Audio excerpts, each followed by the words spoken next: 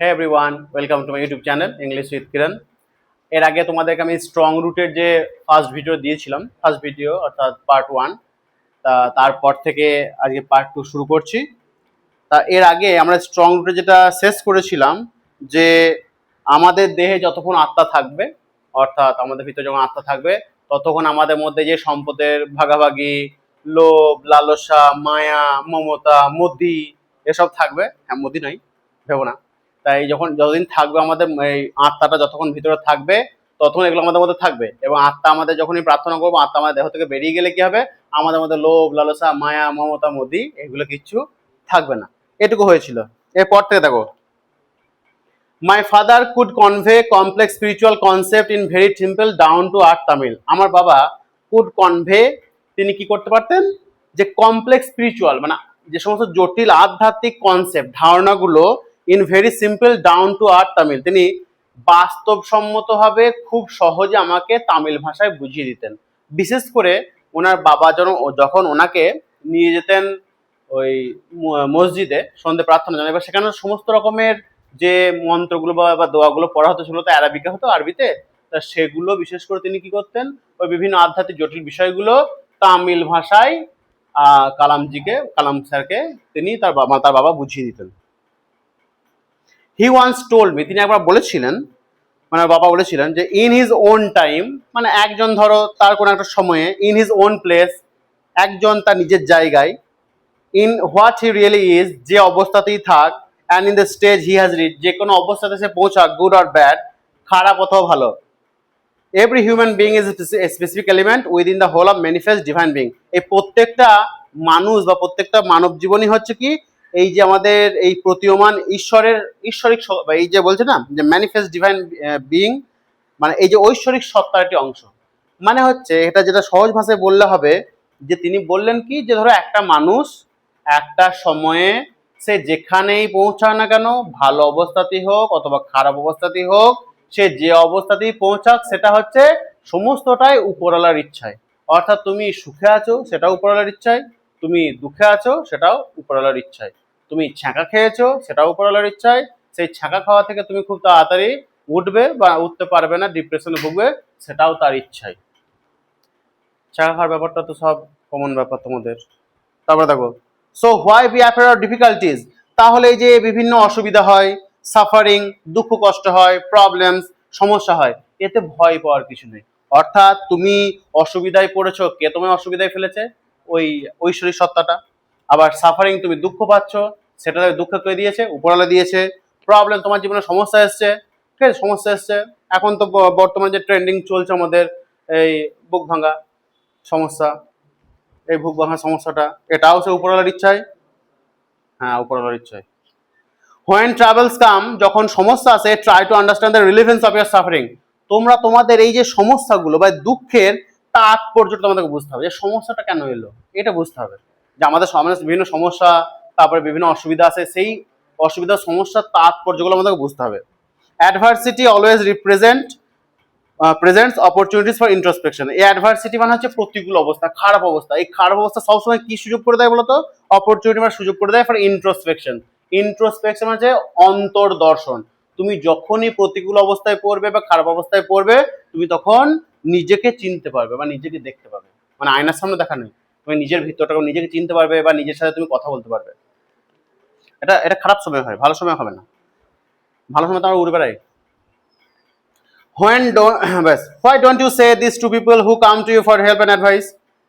I asked my father. এবার উনি যখন কথাটা বললেন, যে যখন মানুষ সমস্যায় পড়ে, সে উপরওয়ালায় সমস্যা দিয়েছে, সে সমস্যা তোমার উপরওয়ালায় তোমাকে তুলবে সমস্যা থেকে।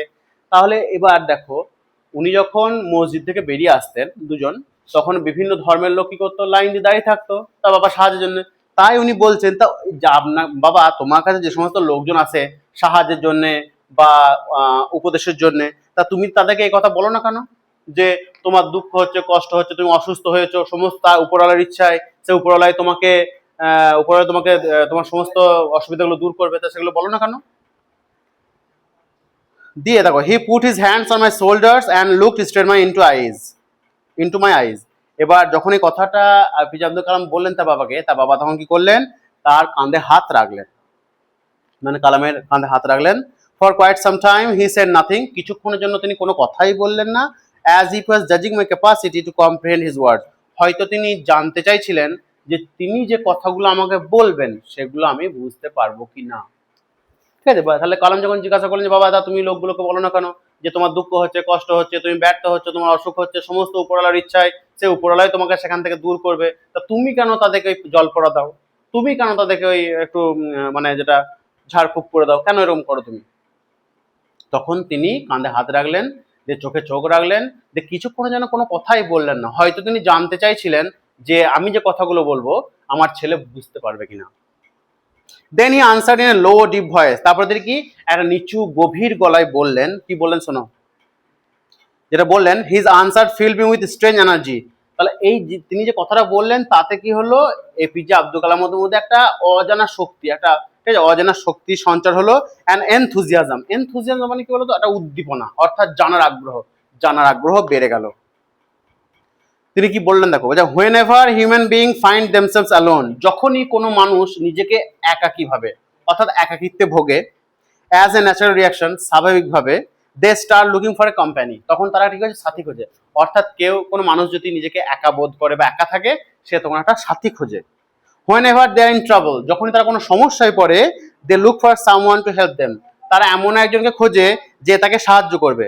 When ever they reach in impasse, যখন তারা কোনো একটা কঠিন অবস্থায় পড়ে, কঠিন অবস্থা অর্থাৎ যে ধরো সেখান থেকে বেরোতে পারছে না, অর্থাৎ আটকে গিয়েছে, সেখান থেকে বেরোতে পারছে না, they look to someone to show them the way out, তারা এমন একজনের খোঁজে যে তাকে পথ দেখাবে। ইম্পাস মানে আটকে যাওয়া, মানে তুমি কি করবে বুঝতে পারছো না, সেখান থেকে বেরোতে পারছো না সিচুয়েশন থেকে, তাহলে যখনই তুমি এরকম অবস্থায় পৌঁছাবে তা তুমি এমন একজনকে খুঁজবে যে তোমাকে সাহায্য করবে।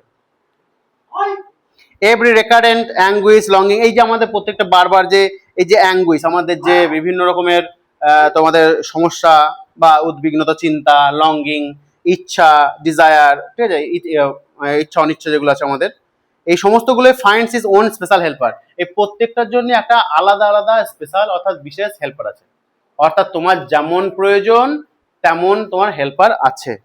চাওয়া পাওয়া আছে আমাদের বিভিন্ন চিন্তাধারা, তারপরে ইচ্ছা অনিচ্ছা এগুলো। For the people who come to me in distress, যে সমস্ত লোকগুলো আমার কাছে তাদের এই দুরবস্থায় আসে, খারাপ অবস্থায় আসে, I am but a go between in their effort to propitiate demonic forces with prayers and offerings, আমি কি করি তাদের একটা মধ্যস্থতা হিসেবে কাজ করি। গো বিটুইন বলতে মানে মাঝে থেকে আমি একটা কাজ করি, to their effort to propitiate demonic forces, এই ডেমনিক ফোর্সেস মানে হচ্ছে দানবীয় শক্তি, এই দানবীয় শক্তিগুলোকে আমি দূর করে দিই তাদের পথ থেকে। কিভাবে? এই প্রেয়ার অ্যান্ড অফারিংস, প্রেয়ার মানে প্রার্থনা, আর অফারিংস মানে অঞ্জলি দেওয়া বোঝানো হয়, ঠিক আছে। তা এখানে যেটা উনি বলছেন যে আমি ডাইরেক্ট কিন্তু কিছু করি না, আমি শুধুমাত্র যে মানুষের বিভিন্ন কাজের সামনে বাধা সৃষ্টি করে যে দানবীয় শক্তি, খারাপ শক্তি, শয়তানি শক্তি, সেগুলো আমি প্রার্থনা করে এবং অঞ্জলির দ্বারা সেগুলো দূর করে দিই। This is not a correct approach at all, তাহলে বলছে এটা কিন্তু একটা সঠিক দৃষ্টিভঙ্গি নয়, and should never be follow, এটা উচিত নয়, তিনি নিজে স্বীকার করছেন যেগুলো উচিত নয়। One must understand the difference between the fear-ridden vision of destiny and the vision that enables us to seek the enemy of fulfillment within ourselves. মানে আমাদের দেখো, আমাদের যে পুনর্নির্ধারিত আগে থেকে হচ্ছে ঠিক করা আছে ভাগ্যের, ঠিক আছে, আমাদের মনের মধ্যে যেটা থাকে সেই ভয় মিশ্রিত রূপ, আর আমাদের মধ্যে থাকা যে আকাঙ্ক্ষাটা যেন আমাদের দেহে মানে মনে, সেই আকাঙ্ক্ষা শত্রুকে খুঁজতে সাহায্য করে, যে দূরদর্শিতা, এই দুটোর মধ্যে তফাৎ আমাদেরকে খুঁজতে হবে। তাহলে একদিকে আমাদের চাওয়া পাওয়া আছে, আবার একদিকে আমাদের ভয় লুকিয়ে আছে, এই দুটোর মধ্যে তফাৎটা আমাদেরকে খুঁজে বের করতে হবে। I remember my father starting his day at 4 AM by reading the namaz, আমার মনে পড়ে যে বাবা তার দিন শুরু করতেন ভোর 4টার সময় নামাজ পড়ে, তাহলে ভোর 4টার সময় নামাজ পড়ে তার দিন শুরু করতেন, বিফোর ডন, ভোরের আগে, তাহলে ভোরের আগে তিনি নামাজ পড়তেন ভোর 4টায়, তার দিন শুরু করতেন।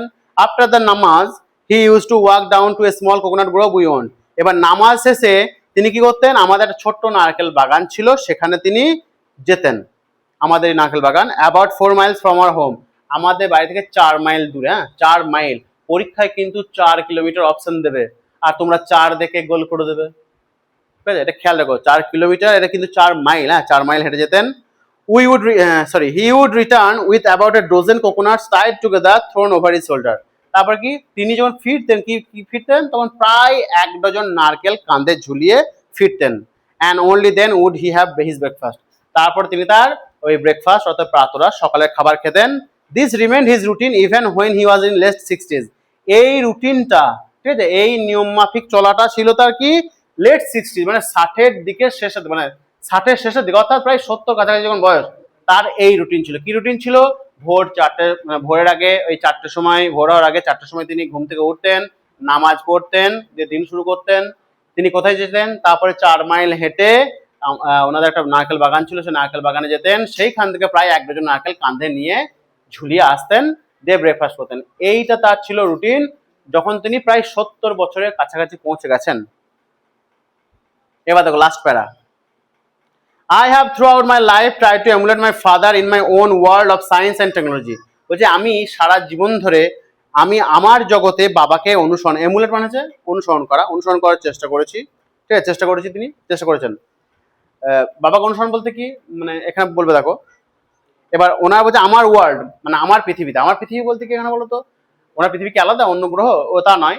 এখানে ধরো যারা আর্টিস্ট, ছবি আঁকে যারা, ধরো সেই মানে যারা পেন্টার আর্টিস্ট, তাদের ওই চিত্রটাই হচ্ছে তাদের জগৎ। কে হয়তো মিউজিশিয়ান, তাহলে মিউজিকটা হচ্ছে তার জগৎ। ঠিক তেমনি এপিজে আব্দুল কালাম একজন যেহেতু বিজ্ঞানী ছিলেন, তার কাছে তার জগৎটা কি বিজ্ঞান এবং প্রযুক্তি। তাই তিনি বলছেন আমার জগতে আমি আমার বাবাকে অনুসরণ করার চেষ্টা করেছি। I have endeavored to understand the fundamental truth revealed to me by father. দেখো আমি চেষ্টা করেছি বোঝার যে ফান্ডামেন্টাল বলতে তোমার ফান্ডামেন্টাল ট্রুথ বলতে মৌলিক সত্যটা বোঝার চেষ্টা করেছি। Reveal to me by my father, আমার বাবা আমার সামনে যেটা প্রকাশ করেছিলেন। কি ধ্রুব সত্য বা মৌলিক সত্যটা কি বলতো? বিজ্ঞানীরা সাধারণত নাস্তিক হন। নাস্তিক বলতে তিনি ভগবানে বিশ্বাস করেন না, কিন্তু এই যে ভগবানের বিশ্বাসের বা ঈশ্বর উপরওয়ালার উপর বিশ্বাসটা তিনি কিন্তু পেয়েছেন কার কাছ থেকে? তার বাবার কাছ থেকে। ঠিক আছে, and feel convince that there exist a divine power that can lift one up from confusion, misery and melancholy and failure. এবার তিনি এটুকু বুঝতে পেরেছেন যে একটা ঐশ্বরিক শক্তি আছে, সেই ঐশ্বরিক শক্তিটাই কি করবে, একজনকে কেউ হয়তো কনফিউজ, খুব হতভম্ব হয়ে আছে, সেই হতভম্ব অবস্থা থেকে, কিংকর্ত বিমূঢ় অবস্থা, সেই অবস্থা থেকে, তারপরে দুঃখ থেকে, শোক থেকে এবং ব্যর্থতা থেকে তাকে তুলে ধরবে। অর্থাৎ তিনি বিশ্বাস করেন যে একটা শক্তি আছে, যে শক্তিটা মানুষ যখন কিংকর্তব্যে বিমূঢ় অবস্থায় আছে, অথবা দুঃখে আছে, অথবা শোকের মধ্যে আছে, অথবা ব্যর্থ হয়ে আছে, সেইখান থেকে সেই ঐশ্বরিক শক্তিটা তাকে তুলবে and guide to one's true place, এবং তার আসল জায়গায় তাকে পৌঁছে দেবে। অর্থাৎ তোমার ডেস্টিনি, তোমার ভাগ্য যেটা লেখা আছে, ভাগ্যে যেটা লেখা আছে যে তুমি এখানে পৌঁছাবে, তোমার সামনে যতই বাধা বিপত্তি আসুক তুমি সেখানে পৌঁছাবেই। এটাই সেটা বলছে যে তোমার যেখানে যাওয়া উচিত বা তোমার যেখানে মানে তুমি যেটা ডিজার্ভ করো, যে জায়গাটা, যতই বাধা বিপত্তি আসুক সেই যে ডিভাইন পাওয়ার, ঐশ্বরিক শক্তিটা তোমাকে সেখান থেকে তুলবে বা সেখানে তোমাকে নিয়ে যাবে। And once an individual severs is emotional and physical bond, আর কেউ যদি এই কোনো একজন যদি এই সিভার্স মানে ছেদন করতে পারে বা ছিন্ন করতে পারে, ইমোশনাল অ্যান্ড ফিজিক্যাল বন্ড, এই যে আমাদের তোমার আবেগমূলক মানে মানসিক এবং যে দৈহিক টানগুলো, এই বন্ডগুলো, এই বন্ধনগুলোকে যদি ছিন্ন করতে পারে, he is on the road two freedom, তাহলে সে স্বাধীন হবে, হ্যাপিনেস সুখ পাবে, অ্যান্ড পিস অফ মাইন্ড এবং মনের শান্তি পাবে। অর্থাৎ এখানে যেটা বলতে চাইছে যে আমাদের কিন্তু আবেগহীন হতে হবে, আবেগহীন। আমাদের দুঃখের মূল কারণ কিন্তু চাওয়া পাওয়া। দেখো আমাদের দুঃখের মূল কারণ কি? চাওয়া পাওয়া। আমরা চাওয়া পাওয়াতেই দেখো, যদি আমরা যে জিনিসটা চাইছি সেটা পাচ্ছি না, তখন আমাদের মধ্যে অতৃপ্তি বোধের সঞ্চার হবে, অতৃপ্তি থেকে দুঃখ হবে, দুঃখ থেকে কষ্ট হবে, কষ্ট থেকে ডিপ্রেশনে যাবে তুমি, যে হাত কাট পা কাট, গলা দড়ি দে, সে আমার আমি তোমার, এই করবে। অর্থাৎ এই যত মানুষের চাওয়া পাওয়া কম হবে তত মানুষ সুখে থাকবে, তত তাড়াতাড়ি সে স্বাধীন হবে এবং মনের শান্তি পাবে। এই সমস্ত সত্যতাগুলো বা মৌলিক সত্যগুলো এপিজে আব্দুল কালাম তার বাবার কাছ থেকে শিখেছেন, এবং এটাও শিখেছেন যেহেতু তিনি একজন বিজ্ঞানের নাস্তিক হন, আগেই বললাম, তিনি কিন্তু বিশ্বাস করেন যে একটা ডিভাইন পাওয়ার আছে, একটা ঐশ্বরিক শক্তি আছে, যেটা মানুষ যখন দুঃখে পড়বে সেই দুঃখ থেকে তাকে সুখের দিকে নিয়ে যাবে, যখন মানুষ ব্যর্থ হবে ব্যর্থতা থেকে তাকে সফলতা থেকে নিয়ে যাবে, কষ্ট পাবে সেই কষ্ট থেকে তাকে আরামের দিকে নিয়ে যাবে। এই সমস্ত মৌলিক সত্যগুলো এপিজে আব্দুল কালাম তার বাবার কাছ থেকে শিখেছেন, এবং তার নিজের জগৎ হচ্ছে সায়েন্স অ্যান্ড টেকনোলজি। সেই সায়েন্স অ্যান্ড টেকনোলজি মানে টেকনোলজিয়া যেটা বলো তোমরা, এখন বর্তমানে যে টেকনোলজিয়া, সেই টেকনোলজিয়ার জীবনে তিনি অনুসরণ করেছেন এবং শেষ পর্যন্ত বিশ্বাস করতে বাধ্য হয়েছেন যে একটা ঐশ্বরিক শক্তি আছে। তা তোমাদের স্ট্রং রুট শেষ হলো। কোশ্চেনও দিয়ে যাচ্ছে, দেখবে কোশ্চেনগুলো ফলো করবে। যদি ভালো লাগে থাকে ভিডিওটা অবশ্যই লাইক কমেন্ট শেয়ার করে দিও বন্ধুদের মাঝে, তোমাদের বাবু এবং বেবি এসব যারা আছে তাদের মাঝে শেয়ার অবশ্যই করে দিও। আর এইদিকে সাবস্ক্রাইব করে দিও ভালো লাগলে, আর না ভালো লাগলে করে দিও। Almighty bless you.